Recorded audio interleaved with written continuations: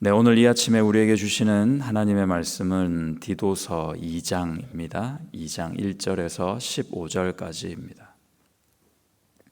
디도서 2장 1절에서 15절까지입니다. 제가 읽겠습니다. 오직 너는 바른 교훈에 합당한 것을 말하며 늙은 남자로는 절제하며 경건하며 신중하며 믿음과 사랑과 인내함에 온전하게 하고 늙은 여자로는 이와 같이 행실이 거룩하며 모함하지 말며 많은 술의 종이 되지 아니하며 선한 것을 가르치는 자들이 되고 그들로 젊은 여자들을 교훈하되 그 남편과 자녀를 사랑하며 신중하며 순전하며 집안일을 하며 선하며 자기 남편에게 복종하게 하라. 이는 하나님의 말씀이 비방을 받지 않게 하려 함이라. 너는 이와 같이 젊은 남자들을 신중하도록 권면하되 범사에 내 자신이 선한 일에 본을 보이며 교훈에 부패하지 아니함과 단정함과 책망할 것이 없는 바른 말을 하게 하라. 이는 대적하는 자로 하여금 부끄러워 우리를 악하다 할 것이 없게 하려 함이라. 종들은 자기 상전들에게 범사에 순종하여 기쁘게 하고 거슬러 말하지 말며 훔치지 말고 오히려 모든 참된 신실성을 나타내게 하라. 이는 범사에 우리 구주 하나님의 교훈을 빛나게 하려 함이라. 모든 사람에게 구원을 주시는 하나님의 은혜가 나타나 우리를 양육하시되 경건하지 않은 것과 이 세상 정욕을 다 버리고 신중함과 의로움과 경건함으로 이 세상에 살고 복스러운 소망과 우리의 크신 하나님 구주 예수 그리스도의 영광이 나타나심을 기다리게 하셨으니 그가 우리를 대신하여 자신을 주심은 모든 불법에서 우리를 속량하시고 우리를 깨끗하게 하사 선한 일을 열심히 하는 자기 백성이 되게 하려 하심이라. 너는 이것을 말하고 권면하며 모든 권위로 책망하여 누구에게서든지 업신여김을 받지 말라. 아멘. 토론토 대학교 심리학 교수인 안젤라 에반스라는 분이 2018년 1월 뉴욕타임스에 실린 기고문을 통해서 이렇게 주장을 했습니다.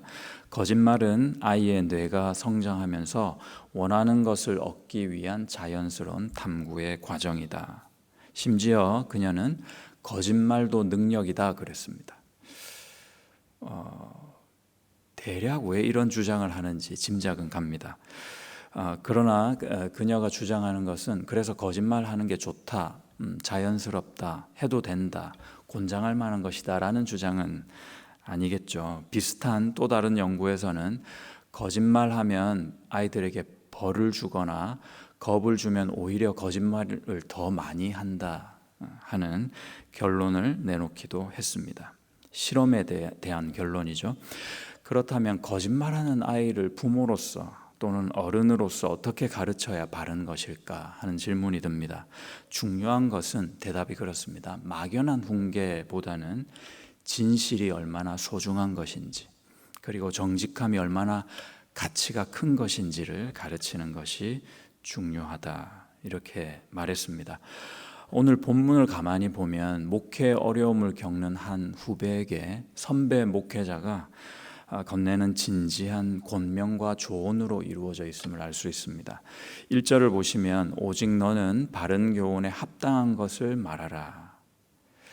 너가 가지고 있는 바른 교훈이 있는데 그 교훈에 맞는 것을 말하라 라는 것입니다. 여기서 오직은 구어체입니다. 고어체입니다. 그래서 원래는 그러나 너는 이렇게 되어 있습니다. 그러나 너는 바른 교훈에 합당한 것을 말해야지 하고 권면하는 겁니다. 대조적인 내용이죠. 그러니까 앞에서 언급한 그들, 할례파나 율법주의자들, 그들, 거짓 선지자들, 그들과는 다르게 그러나 너는 너만큼은 바른 교훈에 합당한 것을 말해야 한다라는 조언입니다. 조언의 내용들이 바른 교훈을 위해서 그 교훈을 잘 가르치고 또는 누군가 잘 배우기 위해서 부수적으로 행해야 될 것, 갖춰야 할 자세와 태도를 말해주고 있는데요. 그것이 쭉 본문에 나열되어 있습니다. 우리도 마음에 새겨 실천함이 마땅하고 받을 만한 말씀입니다. 모든 것에 절제하라 하십니다. 경건하라 하십니다. 여러분, 우리가 신중해야 합니다. 믿음을 가지되 건전한 믿음을 가져야 합니다. 사랑을 하되 건강한 사랑을 해야 합니다. 인내를 온전히 건전한 인내를 이루어야 합니다. 여러분의 모든 행실에서 거룩하시기 바랍니다. 절대 누군가를 모함하지 마십시오. 술 취하지 마십시오. 선배라면 후배들을 격려할 줄 알아야 합니다. 가르쳐야 합니다. 남편과 자녀를 사랑해야 합니다. 순전해야 합니다. 집안일을 하는 사람이 되어야겠고요. 선해야 합니다. 남편에게 아내는 복종해야 합니다. 그리고 말을 하려면 바른 말을 해야 합니다. 조금 더 있는데요.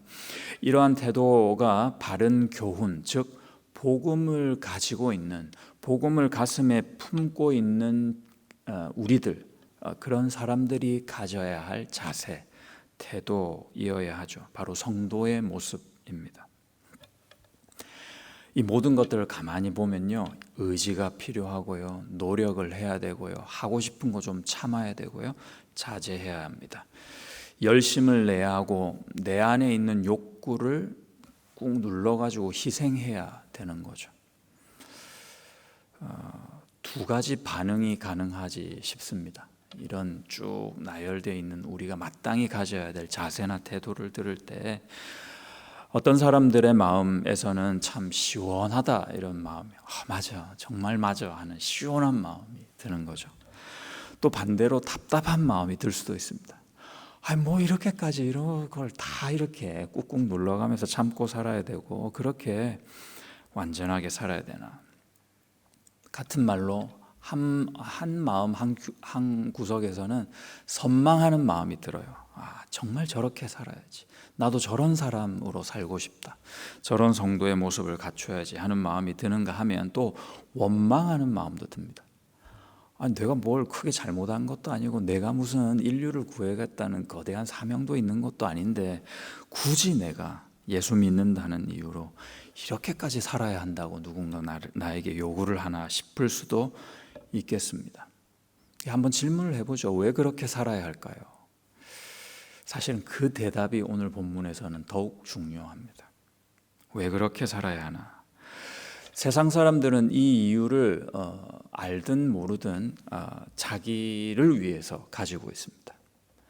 위에 열거한 내용을 세상의 교훈에서 우리가 충분히 들어왔고 배워왔고 덕이라고 누군가는 우리에게 가르쳤습니다. 그런데 그 이유가 다른 겁니다. 세상 사람들은 일반적으로 사람은 자기를 위해서 그런 삶을 살아야 한다라고 얘기합니다. 자아 성취나 자기 권위 때문에 그렇게 산다는 거죠. 모든 이유가 자기 자신에게 있습니다. 그러나 과연 성도도 똑같은 이유로 그렇게 살아야 하는가? 그런 것이 이유일까? 아니라는 대답을 얻게 됩니다. 그 이유들을 한번 제가 좀 나열하고 찾아봤습니다. 5절 뒷부분에 보시면 이렇게 말씀합니다. 이는 하나님의 말씀이 비방을 받지 않게 하려 함이다. 8절에도요. 뒤에 보시면 이는 대적하는 자로 하여금 부끄러워 우리를 악하다 하는 빌미죠. 빌미를 제공할 것이 없게 하려 함이라. 10절에 보시면 이는 범사에 우리 구주 하나님의 교훈 곧 복음을 빛나게 하려 함이라. 다 보면 내가 이유가 아닌 거죠. 나를 통해서 하나님과 예수님과 복음, 말씀이 가리워지기 때문이라 하는 정확한 이유를 가지고 있는 겁니다. 성도의 바른 이유입니다. 결정적으로 그 이유가 뭐냐? 11절에 나와 있습니다.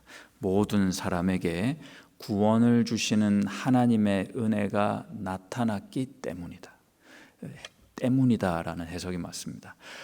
여기서 왜냐하면으로 시작이 되거든요. 그래서 11절에서 보시면 14절까지가 한 덩어리입니다. 12절에서 14절까지는요 다 종속절로 11절을 수식하고 있습니다. 이게 한 문장입니다. 이유는 모든 사람에게 구원을 주시는 하나님의 은혜가 이미 나타나서 너희가, 우리가 그렇게 살아야 된다, 이렇게 분명하게 증거하십니다. 우리가 잘못 살면요 누군가의 구원의 은혜, 구원의 기회가 막힌다는 겁니다. 가정에서, 직장에서, 모든 관계에서 조금 어렵고 억울하고 힘들어도 그렇게 살아야 하는 이유가요 주 예수 영광스러운 이름 때문이다 하는 겁니다. 그분의 복된 말씀 때문이다 하는 겁니다. 그 말씀으로 누군가가 한 영혼이라도 구원받아야 되지 않겠냐 하는 그 이유에서 우리가 그렇게 살아야 한다, 해야 한다 라는 말씀입니다. 그에 대한 답은 되었습니다. 그러나 우리가 과연 그것을 할 수 있을까? 잘할 수 있을까? 역시 할 수 있다고 얘기합니다. 13절을 보십시오. 무엇이 우리로 그렇게 살 수 있게 가능하게 하는가? 13절. 복스러운 소망과 우리의 크신 하나님 구주 예수 그리스도의 영광이 나타나심을 기다리게 하셨으니. 우리가 소망이 있는데요 그 소망이 너무 복된 겁니다. 그 소망인 즉슨 우리 크신 하나님 예수 그리스도께서, 여기 영광이 나타나심은 실제로 그 예수 그리스도께서 이 땅에 다시 오는 재림의 그 영광스러운 순간을 설명하는 말씀입니다. 예수님이 다시 오실 것을 생각하는 그 소망, 우리에게 그 소망이 있다면 우리는 어려워도 그렇게 살 수 있다, 참아낼 수 있다, 인내할 수 있다 하는 말씀입니다. 막연한 자제와 희생이 아니라 복스러운 소망으로 할 수 있다. 예수께서 영광스럽게 다시 오실 그날을 기다린다면, 그런 사람이라면 할 수 있다 하시는 겁니다. 가난한 어머니가요 혹독한 추위 속에서도 떡을 팔면서 생계를 유지할 수 있는 이유는 사랑하는 자식을 대학 보낼 생각을 하니까, 이 아이들 먹일 걱정을 하니까, 그 사랑과 소망이 있으니까 그 고생은요 고생만은 아닌 거죠. 참을 수 있는 겁니다. 그 희망이 주는 기다림이 있기 때문이 아니겠습니까? 마지막으로요 이런 거 다 알아요. 우리가 어떻게 보면 머리로 다 아는데 아는 만큼 삶으로 잘 안 나타나거든요. 참 현실, 신앙이나 삶의 현실이 그렇게 녹록지 않은 겁니다. 계속 휘청거리고 넘어집니다. 그때마다 우리는 어떻게 해야 되느냐? 다시 예수를 바라봐야 합니다. 우리의 본이 대신 예수 그리스도를 바라보는 방법 외에는 없습니다. 특별히 어떤 예수님을 바라봐야 하는가? 14절입니다. 그가 우리를 대신하여 자신을 주셨다는 것을 바라봅니다.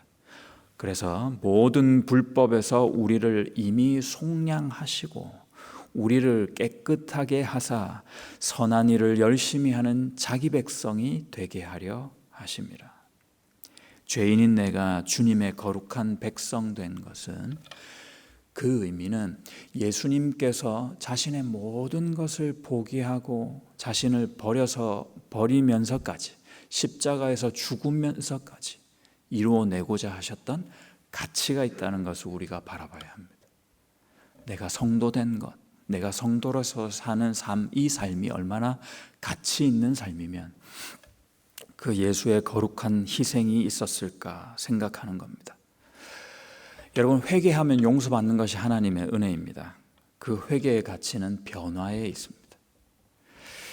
매번 죄짓고 용서받고 또 같은 죄에 또 넘어지면 우리는 또 하나님께 나아옵니다. 무릎 꿇고 또 눈물을 흘리죠. 그러면 하나님은 또 우리를 용서합니다.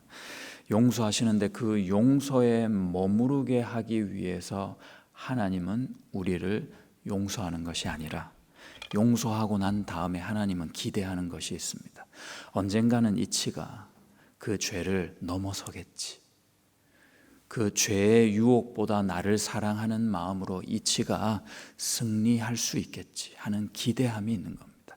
그래서 용서하는 겁니다. 그래서 그 은혜의 가치, 회개하며 용서해 주시는 그 은혜의 가치는 우리의 변화에 있습니다. 아이들이 거짓말할 때마다 겁주고 벌 주는 것보다 정직의 이유와 가치를 가르쳐야 하듯이 어른인 우리도 모든 삶 가운데서 주님의 목적이 있다. 주님이 이렇게 허락하시는 이유가 있다. 내가 이렇게 감당해야 될 귀한 가치가 있다. 그것에 집중할 수 있기를 바랍니다. 예수 복음에 합당한 삶을 매 순간 예배로 드리는 저와 여러분 되시기를 그 예수님의 이름으로 축복합니다.